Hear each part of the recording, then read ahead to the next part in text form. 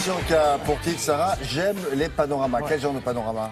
Ah bah, les panoramas, tous les panoramas, vous savez. Ça... Photo, là, comme ça? Photo, cinéma, pub, vous allez voir. J'aime les panoramas. L'idée est venue du film, de cette magnifique phrase extraordinaire prononcée par Jean Dujardin dans OSS 117. Il arrive devant le canal de Suez, il dit... J'aime les panoramas. Alors, on dit j'aime les panoramas comme on aime les fleurs, on aime la paix, on aime les ciels bleus. C'est le ciel bleu, c'est tout. J'aime le panorama et à travers cette phrase-là, on se rend compte que panorama, c'est tout, c'est partout. C'est dans la peinture, c'est dans la photo, c'est dans la publicité. C'est quoi? Le panorama, c'est un point de vue. On aime être un peu en hauteur, on aime dominer, on aime un peu on a tout voir. 180 là, à peu voire près. 360 si on tourne vite sur oui, soi-même. si on tourne vite, Vous voyez, ça dépend de là où vous vous trouvez. Mais c'est vrai que c'est cette espèce de vue circulaire, surtout un peu en hauteur. Le panorama est né au fin 18e par deux types qui ont fait ça quasiment simultanément, sauf qu'il y en a un qui est scientifique, l'autre qui est peintre, un Suisse et un Écossais. Et en fait, on se rend compte que le panorama, ça sert à absolument toutes les disciplines, partout. Ça a commencé avec les vrais panoramas comme ça, et il y a le panorama mental, cette espèce de hauteur que vous prenez. Quand on vous dit « je vois ce que vous voulez dire », ça veut dire que j'ai assez de hauteur par rapport au sujet pour voir... Ça veut dire que j'ai un panorama sur toi. Voilà. Je vois que... Alors après, il faut trouver son panorama. Quel panorama êtes-vous? Quel panorama aimez-vous? Direction le Mucem, on répond à tout ça.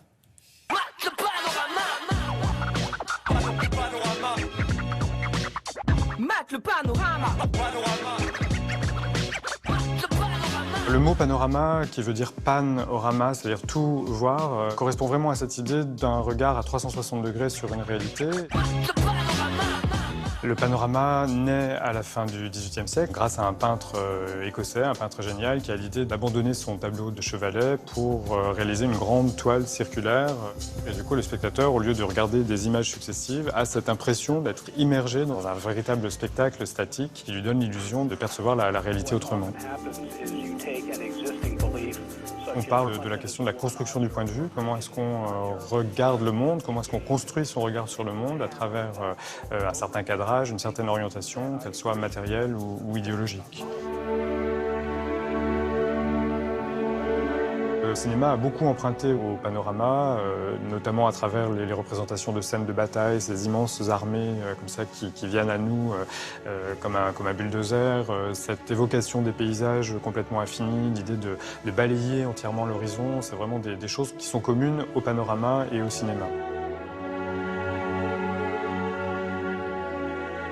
Dans les coloramas, qui sont donc ces photographies réalisées pour la gare centrale de New York entre les années 50 et les années 80, il y a vraiment cette idée de raconter une histoire à chaque fois, de raconter une sorte de petit résumé de ce qu'est la vie américaine et aussi donner envie aux gens de se faire photographier un peu dans toutes les circonstances.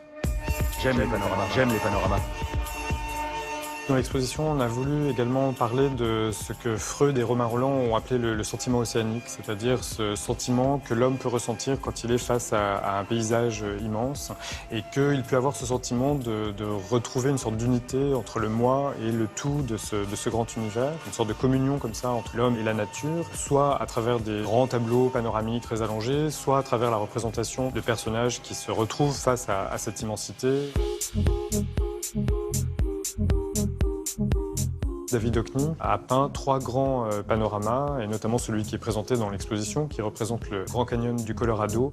C'est une construction de 60 petits tableaux, mis les uns à côté des autres, qui montrent qu'il n'y a jamais une seule vision du panorama, que c'est au contraire une construction d'images successives qui parviennent à nous donner une impression de la réalité, mais qui n'est jamais la transcription exacte de ce qu'est la réalité.